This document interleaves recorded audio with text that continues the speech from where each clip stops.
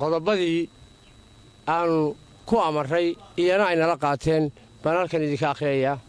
cid kasta oo aan loo marin habka xeerku jideeyey oo isugu dhawaaqda guddoomiye ama guddoomiye ku-xigeen wuxuu jebiyey xeerkii dalka u yaallay waxaana laga qaadi doonaa dembiga uu galay ciqaabtiisa xildhibaanka dembiga gole ciqaabtiisa laga bilaabo maanta xildhibaanka golaha degmadu waa xeerdejinta degmada lagama oggola abuuridda ama ka qayb qaadashada hawlo liddi ku ah nabadgelyada iyo xasilloonnida qaranka arrintii hore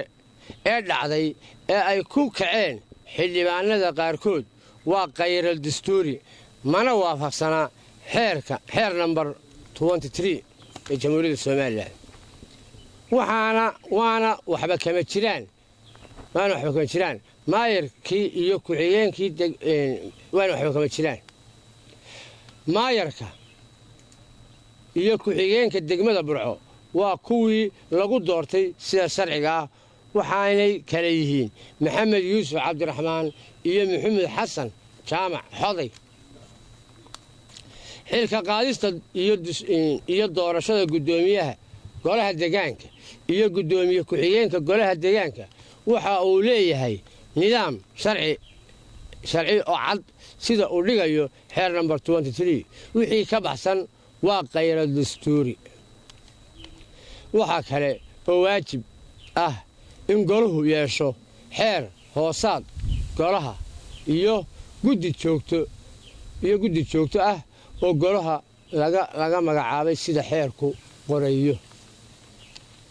waxaa waajib ah inaan warbaahinta laysu adeegsan ee aad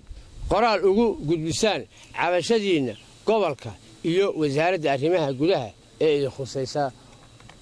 sidaasaa aan ku dhammaynay war qoraalkanna waanu kala siinay sidii baana shacabka ku turnay sidaasaanu idiin sheegayna haddaad warbaahinta tihiin cid kasta oo qaladka sii abuurta oo dee rag doonaya dawladnimada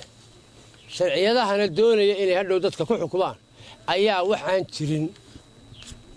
oo aan sharci lahayn ilaacadahan ka maqlaya xalayto oo leh sidii wax loo doortay ee sax ahayd haddii ay caynkaa wax loo doorto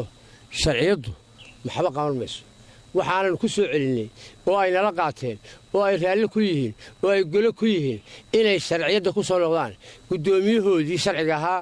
iyo xildhibaanadii waa isu keennay way wada shaqaynayaan ninkii wax kale ka doonaya ee mucaarada ee haddana sharci darrada fasaxayana isagay u taallaa qaynuunkuna isaga ka hadlayana wuu qabanaya ka hadlaa waxaan sax ahayn